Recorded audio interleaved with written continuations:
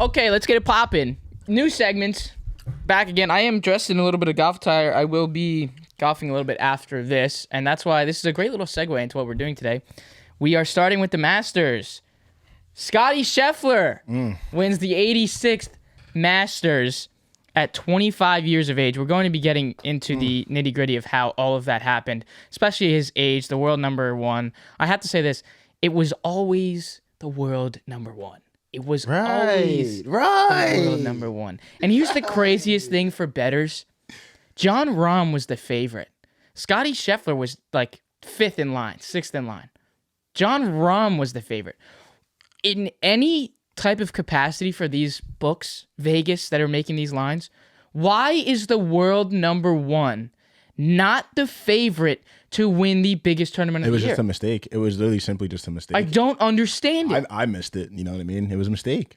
Well, I said it on the live show with Kenny. I said, like... I remember you guys were talking about it. Because I was like, listen, like that almost scares me a little bit. I know he's the world number one, but like I think that's taking me away from it. And then he has that great second day, and then it looked like going into the weekend. First day, he was like, all right, he's in here. He's staying afloat. You know, he was 3 under the first day. Second day, what was it, 6 under? 5 under. 5 under. And then the second day, it just, like going into the weekend for Saturday, Sunday, you're sitting there and you're talking to yourself and you're like, well, all he really has to do with this big shot lead that he has, all he really has to do is go 1 under, maybe 2 under, stay even, and you're not going to lose it. Right. So, and that's exactly what he had to do.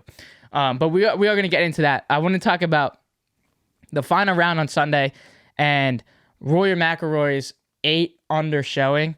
And that 8 under happened on the very last hole where he chipped in from the bunker on that long bunker shot, rode all the way down the hill, and somehow went in. And you can see he's super excited. He throws the club, and he's going like this. He has no idea what to do with his jazz hands. But here's the thing that I'll say to that. Everyone was giving him a lot of backlash. Like, bro, what are you doing? You're going like with the jazz hands. My thing on that is like, you go make that shot in front of all those people. You're not going to know what the hell you're going to want to do either. Exactly. You have no idea. You're going nuts. You're like, I don't even know what the hell's going to happen. Simply just pure elation. And then the next shot, Colin Morikawa does it. Bro, the broadcast dropped the ball, though. They were zoomed in on Rory McIlroy, and you could see Rory just looking at Colin Morikawa's shot, and I'm like, is that going in? And then we turn around, and Colin's celebrating. That was and then crazy. Colin puts his hands up, and they pan over to... Though. Because they love doing this for Rory. Every time Rory's playing Sunday, they show 2010 clips over and over and over again. It's like, all right, yeah, shoot a 64 while they're showing your 2010 clips. Facts. You and Colin ball out, and we'll all be happy. No one's got a problem with it. They were saying, though, like, and I was saying as well, like, of course, Rory, you do this. You shoot a 64 on a Sunday when you technically have no contention of winning the tournament. But, hey, I mean, you put yourself in a spot. I mean, hey, Scottie Scheffler plays a bad round, does a little Ken Smith on 12 and other holes, and Rory could have won the Masters. Exactly. So. Or he could have forced the playoff. It's just fucking hilarious. I mean, he literally had it in his left hand, just throws it out. It goes like this. Just looking around like a little kid. It almost reminded me of his first Jordan hole Spieth at the Travelers when he hit that bunker shot and he just yoinks the club and remember DeChambeau hole in one on 16th. He turns around and like hugs his 2 partners. Like, I'm like, I don't hug them, bro. Yeah, you're playing against them. I think it was a Sunday too. I'm like, don't hug them. Well, I think it was the best part about that is with Colin and Rory both making that was them embracing afterwards, hugging, like just smiling, laughing, like how the hell do we both just do that? Just shows the good side of that. Balled out. Yeah, they both balled out. Colin was struggling on the Thursday on the first round, and he really just went to war at Augusta. He battled, so that was just really cool to see because it's like you don't really see that much of like the players. Like it's at the end, yeah, you shake hands, you're like, oh, you know, we all battled, you know, we're all here to play well at a really hard course. And then you see them, and they're like laughing, and Rory, like, again, still doesn't know what to do. He's like putting his hands on him, hugging him, and it's like Colin's like, bro, I don't even know what's going on. Like, and Rory said in his press conference after, he was like, I haven't heard a roar like that ever. Yeah. And then obviously we heard it for Scottie. Could you imagine like Scottie and Cam out there, they hear all that going on? Like, you got to stay locked in, but it's like, all right, like that's a little bit of a different, what is going on down there? Because it's like, all right, well, did Rory eagle or something? Because if one more stroke, it's completely different. If Rory's 10 under now, hits an eagle. Like that's what I'm out there thinking. Like, did Rory just so here's the other thing. Put one in from like 160? Like what's going on? We talk about like the roars right there. So I like to think about it like this because in some of the broadcasts, when you're on a certain player, watching a certain player, you can hear the roar. So the other thing for me is I'm like, on some holes you can't see, most holes you can't see the scoreboard.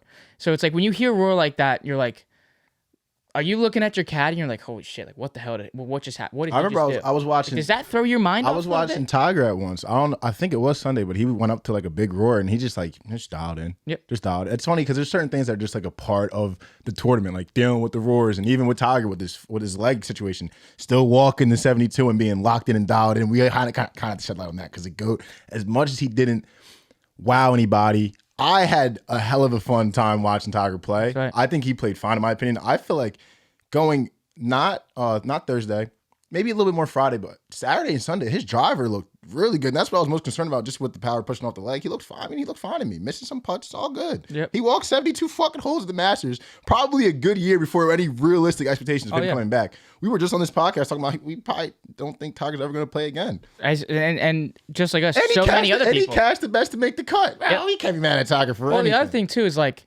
regardless of what happened in the latter half of the tournament, you know, second round blues, third round blues, especially fourth round blues. I think he just got tired. It was fatigue. It was, you could see that limp got a little bit worse as the weekend progressed.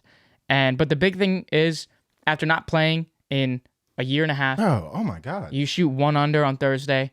You are dialed in. You know, that shot on 6 where, and honestly, should have 2 feet, probably been like 2 under. maybe even more than that. I mean, there was a couple putts that didn't drop for him.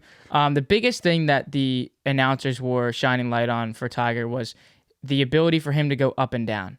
And there was a couple shots in that first round where he wasn't able to get up and down early on in like those first 6, 7, 8 holes, where there was a couple ones where he got a bogey after a birdie, and it was because he wasn't able to go up and down. And the things that these announcers were saying was like, listen, like this is the difference in playing, you know, just leisurely golf than playing competition, competitive tour golf, because usually, and which is a very true statement, usually that's Tiger's wheelhouse. We're anywhere on the green, we are going up and down. And that's just from not playing. So we can't get mad at that. Yeah, there was definitely a couple shots from like right off the green where it's like, Tiger, if this wasn't his first major back, like he probably puts that a little closer. A couple shots that he had, because Augusta, like, I mean, it's a short game course. You missed that shot by a centimeter to the left. You're rolling right back down the hill, and it happened to like Tiger twice, 3 times. It's like, yep, he's just not as sharp. But well, how did you feel? Because I know you put a bet in for Cameron Smith to win the motherfucking thing going into Sunday. How did you? Because you're watching it, right? And it's set up like, I kind of almost felt like, so remember you're watching the 2019 final round, and Molinari's up, like, I think he was 13 under, up 2 shots, and you're like, it doesn't matter. I know at some point in this round, Tiger's going to be right there, and be tied up. It's going to be a thing. We're going to be going. I felt it kind of just a vibe, but then Cam Smith birdies the first 2 holes, and it's like, okay, we have a Sunday. I remember watching that first putt, and he's walking. He's giving that walk. I literally, like, right before I had it on the TV, and right before he put, I'm like, come on, Cam. Like, wait, that'd just be a great start. And I'm like, and as soon as he put, I'm like, get in there. And then it drops. I'm like, let's fucking go, Cam. Come on, bro. Come on. Scottie doesn't look as sharp too as well. Also, like, in trouble. The best part is like they're playing against each other, and he gets that birdie right off the rip. And the second hole we get back to back. And then what really changed that momentum was that chip in from Scottie on the third, where he chipped it and it ran right up the hill and went in.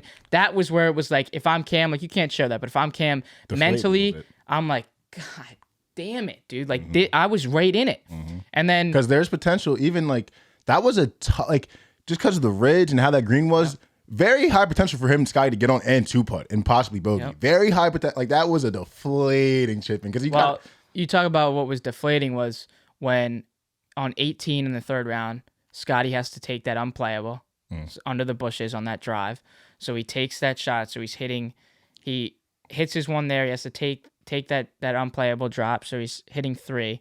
And you're basically assuming here, I mean, this is probably looking to be a double bogey at this point. And then he just rips an unbelievable shot that just rode off the back of the green, and then he's able to go up and down for bogey, and you're like, God damn it, bro. Like, this, instead of a 3-shot lead, this could have been a 2-shot lead going into Sunday, which would have been, again, you start out birdie, we're right in it. Facts. So the part that just killed Cam, I mean, it's just obvious, but you just walk over to 12 early. Scott, he hits, I think, what was it, par? I'm pretty sure. Knocks in par 11. Walks on. That was his birdie at 11 too. He birdied at 11. That was like the second hardest hole for golfers all week. He birdied 11. Because I remember, because Kenny tweeted. Fired up. Kenny tweeted, he's like, "How do you birdie 11?" Yeah, how do you birdie 11? He walks doesn't watch Scottie putt. So I'm like, all right, he's sending a statement to me, but comes up 12, puts it in the water, and he knew it. I think I said to you when we were at the driving range, I'm like, listen, I get it. Like you're in your zone, you're dialed in. Like I kind of would almost in that bag, that much of a tension going on. Like I probably almost do the same thing. Like let's fucking go. I'm moving. But I think he might have just got up there and thought about it too much. I think talked to his caddy about the shot for a little too long. Maybe just like 5-6 too many practice swings. Just think about it a little too much. And I think that was just a backbreaker. The biggest thing with Augusta is you can have bad shots at Augusta.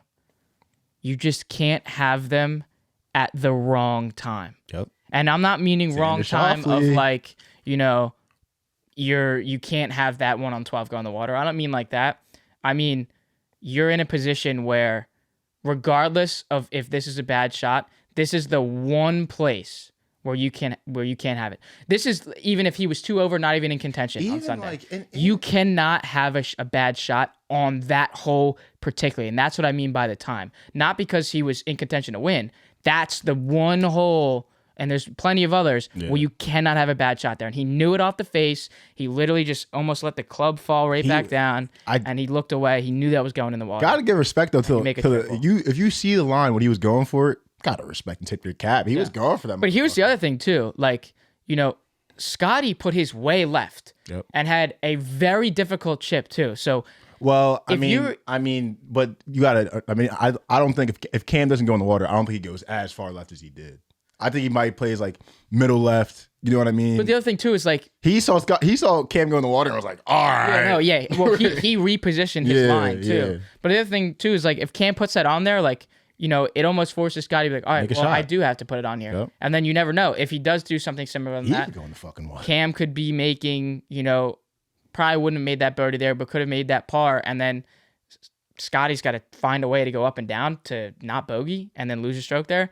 It was a very competitive day, but it was right there when he lost it. And then, you could just tell his second shot after that, his putts on that green, mentally was just like, damn it, bro, I just fucking lost this. It was hard. And then he made a triple on that, and that's what really sold it. And then you could see throughout the rest of the holes after 12, some of his iron shots, he just wasn't confident. And I mean, that's nothing to get on him about for any fan. Like, that's a position where you're like, damn, bro, like, I lost it. Now I'm like mentally up. And now when you look at it for their perspective, right back to like the money thing from Dustin Johnson, is like, all right, we still got to like try to make some birdies and come back because there's some money on the table. Like Rory's knocking. There's some putts where Rory's knocking at my second place. I could have a $250,000 putt on 18. Right. Facts. So I got to find a way to recoup. Like, we're not going to win this, but let's try to go chase it back. Let's try to go get it back.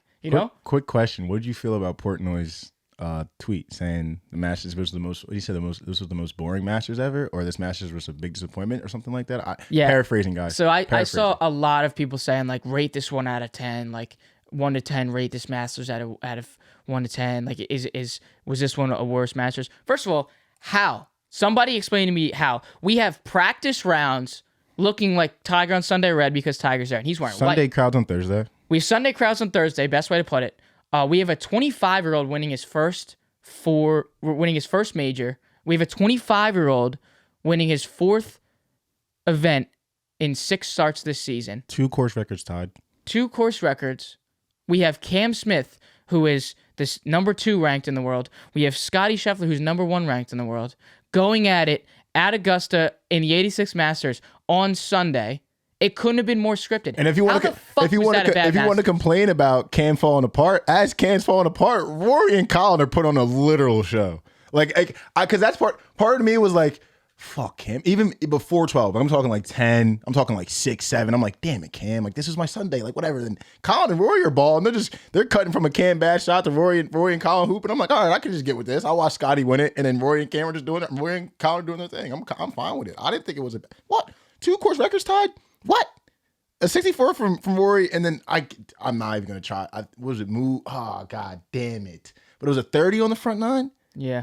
Are you fucking kidding me? I think it was an eagle on 2 and like 4 straight birdies to finish it out. Yeah, I saw that tweet. That was actually insane. Harold Varner, my guy, HV3. Harold Varner was balling up until Sunday. Balling. Yeah, Saturday was where he screwed it. He had like that 8 over Saturday. And I bet on Schwartzel in a round betting matchup. It was Schwartzel versus Varner.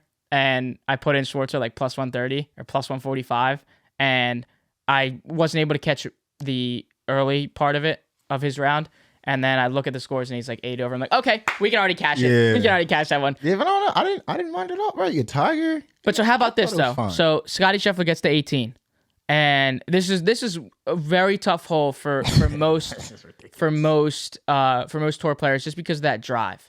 Because if you can leak it a little bit too far right, you can pull it on that aggressive draw left, and you're in the pine. But we get to 18. And Scottie is walking up, and I like the respect that these golfers do. Cam waited, and with his caddy, let him have his. And you're supposed to do that, but just they showed that on the broadcast just because that was the angle that they had. And that was cool to see Cam stopping and doing that. I've never really seen that on a broadcast where they actually stop. I know they do that, but you never really see it. And he, from his second shot in, if he was about maybe a foot to 2 feet shorter, that would have bounced and rolled down that hill. And he would have had it would have been a way easy 2-putt. He probably would have made that first putt anyway. But it just is a little long, bounces all the way up the hill, has to basically like take his putter back an inch and just tap it down that hill. And it turns into a fucking 4-putt. And what was funny about it is like, you know, he was laughing when he missed that third putt to make it the 4-putt. He literally like laughed and like chuckled and like, put his hand over his mouth and was like, oh my God, bro, I just missed that. Right. But it was funny because, and I shouldn't say funny because the bet was 11 under or better for the finishing round. Okay, for the total score, the leader had to win by minus 11 under par or better. Scottie 4 putts to finish at 10 under. So let's make it even better, right? So it was 278 and a half or 277 and a half. Yeah, it was 277 and a half was the over under, which is the same as 11 under. That 4-putt put him at 278. I'm crushed. You couldn't even think of like a worse putt to like. I'm crushed. Like think of like there's any putt. If there's any, I'm gonna be honest. If there's any putt that I want, that my nerves are through the roof. I'm shaking. I'm about to win the Masters. It's not a putt where I gotta just move my club back an inch. And I think like people were trying to give him shit, bro. I'd take a 12-footer. I'd take a 16-footer where I could just at least hit the motherfucking thing. He has to. Bro. His hands, like his hands are literally just fucking just. And he has because he knows it. Like, and people were giving him shit, and I'm like, listen, you go try to step up and make that when you know you're gonna win it in front of all those people. That entire like stressful ass 4 days, and you're about to do it, and you're like I get it. There's no way. I'm fucking 5-putting down that hill from because that. like even like if that same exact situation happens, that same exact putt, that same exact second shot on the green happens, and Cam is in contention. Oh my God. That's putt's even harder. Yeah, and that's why it would have been really cool to see like how Scottie would have had to adjust taking those reads, taking a little bit more time because he knew it. Like, I can 4-putt this and still fucking win. Like that. First of all, that is the most like I don't even know what the word is. That is the most powerful thing you can ever do is win the Masters by 4-putting on 18. And I think it was Max Homa tweeted and was like, I people dream about fucking 4-putting to win the Masters. You still win after 4-putting on 18? That's just the biggest like. I can just go doop doop doop doop doop. I can play t-ball around the fucking green and still win. They're saying it didn't matter, but it does affect it a little bit. Like the 2-putt would have still been like, like it would have been a great 2-putt. Once you missed the second one, it was like, bruh. Like, And you could tell he just babied that third putt and it just rolled over that bottom lip there. But just, one of the biggest things for Scottie is he is 25 years of age. He is the number 1 golfer. He won his 4th start in 6 events this season, and in 56 days this year, 56 days, just under 2 months, he's grossed $5 million from playing professional golf. At 25, Scottie Scheffler is fucking here, and he's not going anywhere.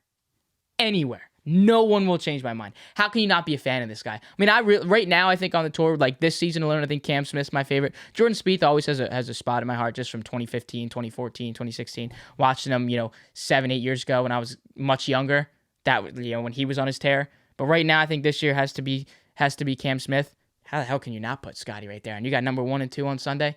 It couldn't have been more scripted. We had a great week from Tiger, actually able to play. I mean, I was cool with it. This poor Masters, like, I think the best part about Tiger is he was able to do that 1 under on his first professional day round out. Right. That wasn't on a Sunday, wasn't on a Saturday, wasn't on a Friday. That was on my first official round since the crash a year and a half ago. Like, I'm not even gonna lie to you. After that first round for Tiger, I thought he had serious top 5, top 10. Like, I'm like, all right, we're in this. And you just knew from that second day, especially that Saturday round, that it was just fatigue. And that's totally okay. And he said he's going to be playing at St. Andrews this year. He did say that. He said, I'm going to try to get ready for these lower tier tournaments coming up in these next couple of weeks, but I just don't know. Like, I don't know how my body's going to be. Another person I just don't know about. Brooks Koepka, bro. What are we just selling the coin? So here's a weird stat. So people who missed the cut. We only care about majors? Yeah. Here's the missed stat. Here's a cool stat for people at Augusta. If you miss the cut at Augusta, players that miss the cut walk away with $10,000. Now again, I would like to know the percentage of, like, are you still paying the caddy with that? Yeah. So, like, I think it's like 10%. It might be a little bit more. Damn. Caddy just did 2 grueling days at fucking Augusta. You missed the cut and you get $1,000. Bro. That's fucking ass. Yeah. That sucks. Yeah. Now listen to this though. Scottie Scheffler's caddy, Ted Scott. Ted Scott that's his third Masters. They showed it on the screen on Sunday. They did the split screen view. He wins with Scottie this year and back in 2013 and I think 15 or 20-something, 16. I don't remember the exact dates. Might have been 2013, 14. I think it was back to back. I think it was back to back. Was it back to back? But I don't want to be wrong on it. But it was with Adam Scott. That's 3 Masters for Ted Scott. So I want to think about it like this. I did have this conversation with a couple of people as well. If I'm Ted Scott, like, if I'm Ted Scott, do I have to go to Scottie and be like, look, I can change your fucking game? I'll be your caddy. Here's my card. Here's my number. Call me if you want to get better. Call me if you want to start winning. I know how to win. Or was Scottie like, all right, let me look at these guys' resume. I have this guy, I have this guy. Well, there's Ted Scott. He's won 2 Masters already. He's been on this tour for a very, very, very long time. Let me go hit him up. I think that's what it was. I originally was like that, but I heard some other people saying, like, if I'm Ted Scott, like, I have a little bit more leverage than him. I'm much older than him. He's only 25. I'm sitting there and I'm probably like, let me go up to him and be like, I'm Ted Scott. I don't know if you know me, but I can change your game. Call me if you want a good caddy. Right. Like, I could see it going down like that, but like, no one's ever gonna know that. Right. Like, that's just a cool thing to think about.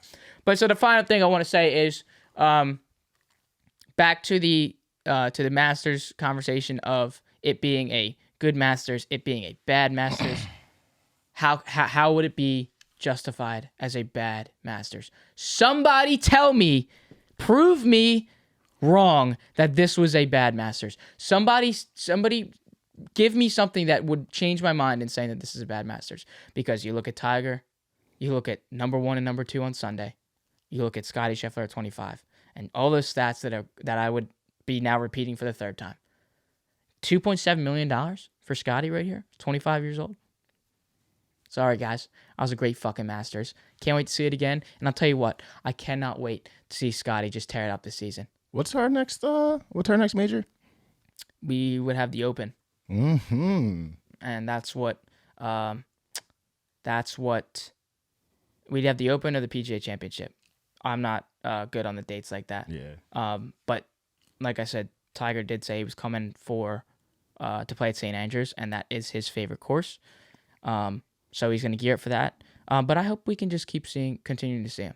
So the people that are going to say this was a bad Masters, I don't have time for it. I certainly don't have time for you guys making those comments, because we got to see a fantastic week of really good golf from really young players, and we still got to see Tiger come back after that horrendous car crash. So it was cool for me. Somebody make it make sense that was bad Masters. That's all I'll say on it.